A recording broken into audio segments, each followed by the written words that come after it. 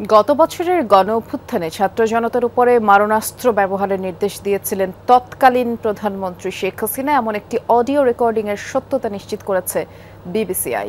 চলতি বছরের মার্চ মাসে অনলাইনে ফাঁস হয় গেল 18 জুলাইয়ের অডিওর কলটি।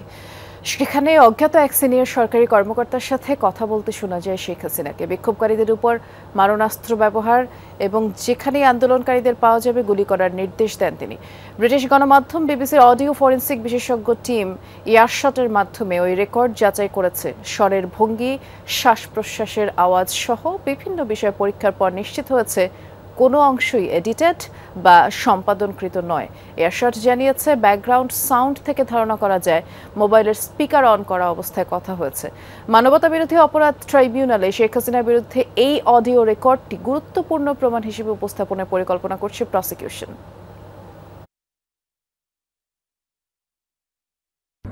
সবগুলিকে অ্যারেস্ট করতে বলছি রাখতে, সবাইকে বলা হচ্ছে যে যেখান থেকে টিকাটা পারবো ধরে ফেলবে। নামার নির্দেশনা দেওয়া আছে, ওপেন নির্দেশনা দিয়ে দিচ্ছে। এখন লেখা লিখবেন, ব্যবহার করবে, যেখানে পাবে সেটা গুলি করবে।